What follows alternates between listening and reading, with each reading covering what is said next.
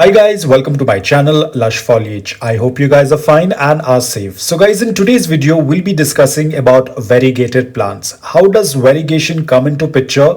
Is it good or bad for plants? Is it worth buying a variegated plant? So in this video we'll be discussing about all of these in detail. Now guys, before we start talking about variegated plants, in this video I won't be talking anything related with chemical variegation, because chemical variegation is something that is very unstable and that is a very wrong practice. Now, if you are a person who has purchased a plant that has been chemically induced and then created into variegated plant, there is a bad news, because these type of plants will not have new growth which is going to be turning into variegation. Because when the person who has created this plant by inducing chemicals to make the plant look variegated, they have only injected or infused that chemical on certain leaves and not into the plant. So when the plant tends to have new growth, the new growth is going to come out normally like the green color, but leaves that have been infused with that chemical is going to stay variegated, and that also for a very less time. And as and when there is going to be new growth on the plant, the chemically infused leaves will start to die off and you are going to have a very regular plant. So in this video we'll not be talking much about chemically induced variegation, because as I said, it's temporary and it won't last long. So now the main question is variegation good or bad for plants? Now guys, for that we'll have to get into a little bit of basics. Now guys, every plant, whether it's a terrestrial or an aquatic plant, requires sunlight in order to create its food. Now that process is called as photosynthesis. So when we think about light, the first thing that comes to our mind is a white bright color, but in reality light is a spectrum. It's a band of colors that contains a lot of colors, starting from purple, blue, green, red, orange, whatever colors you can imagine. That spectrum, that band of colors are present in the light.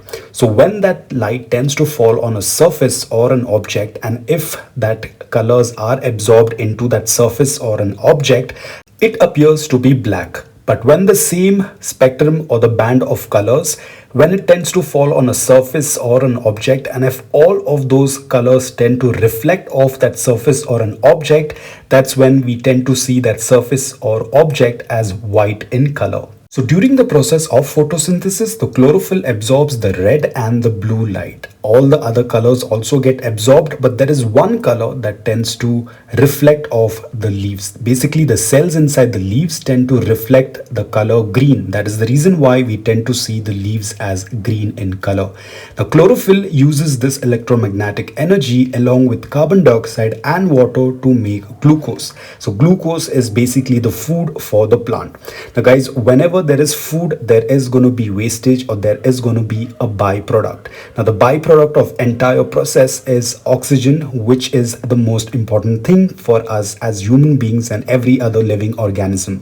So basically the plant tends to produce waste, which is oxygen, and that is the most important part for every living organism on this planet. So coming back to whether variegated leaves are good or bad, you will be able to understand it much better. As I said, when the light tends to fall on a surface, and if it reflects back without getting absorbed, the leaf or the surface will appear to be white in color.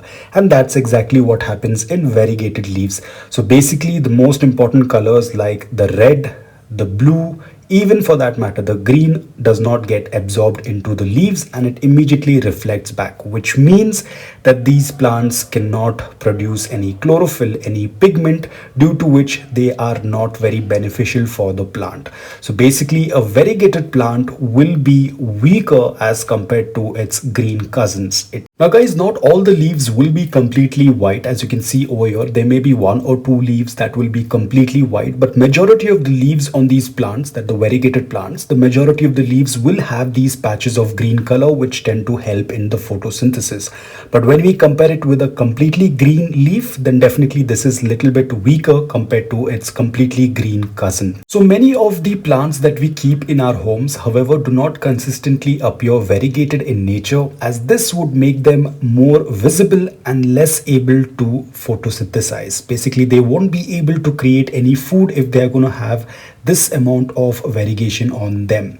So these variegations have been propagated and or cultivated by humans. all these specimen of plants that you're seeing right now are all variegated. Basically, they have been created in nurseries, they have been propagated, or they have been made into cultivars in nurseries or in labs. So basically, all these plants are variegated. You won't find these plants out in nature. Remember the Philodendron Birkin as well, I said that is a cultivar and you won't find that plant in wild.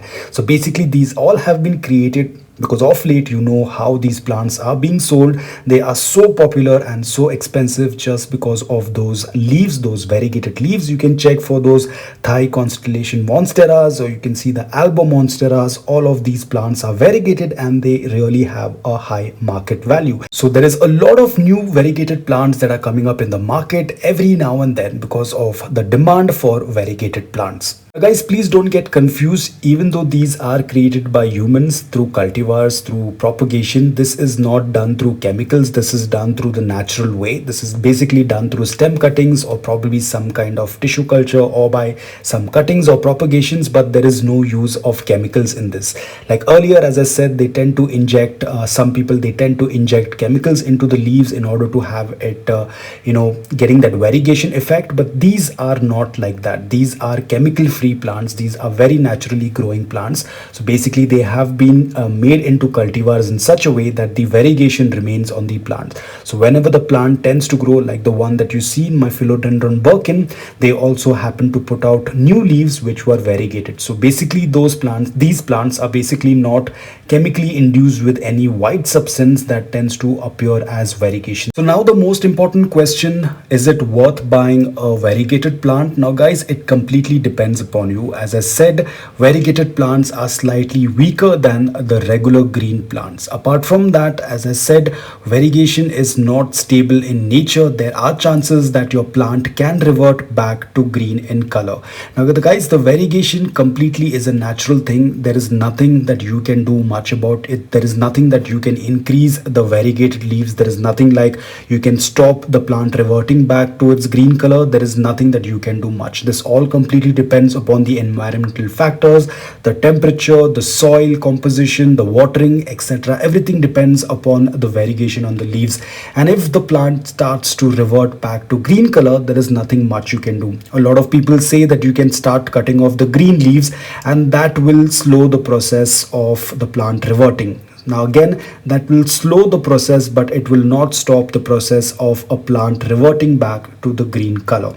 Now, can a reverted plant get back its variegation? The answer is no. The reason behind this is because if the plant is reverting back to green color, which means that the plant is going to be very healthy. And if the plant is going to revert back to variegation, it is not going to be much of an advantage to the plant, because obviously it is going to lack on a lot of energy because those white leaves are not going to produce any food for the plant.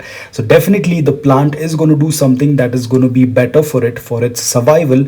If it's going to turn into green, why would it even turn back again to variegation? Basically, variegation is of no use to the plant.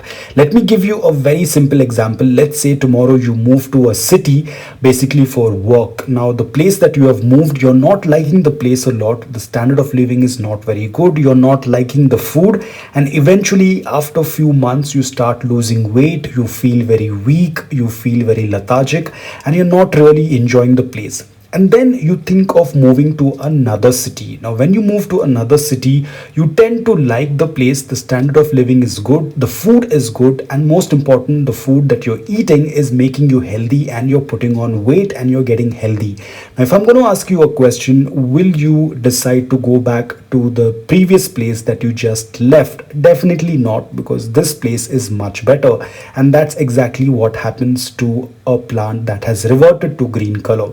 Why will a healthy plant again get its variegation back when the variegation is not very important? It doesn't do a lot for the plant. So it's very simple. If a plant completely reverts back to green color, there is no way it's going to get the variegation back. Now another very important point to note, out. Now, if you're a person who is interested into variegated plants and wants to buy variegated plants, and if you're going to a nursery or you're checking plants online, ensure guys that the plant has couple of variegated leaves. If you're seeing a plant that is supposed to be variegated but tends to look completely green, please don't purchase that plant, because that plant is not going to produce any more variegated leaves. As you can see the picture over here, this is a Philodendron Birkin, and as you can see there are no more variegated leaves. Now guys, it's said that a Philodendron Birkin is a very unstable kind of a variegated plant. It often tends to revert back to green color.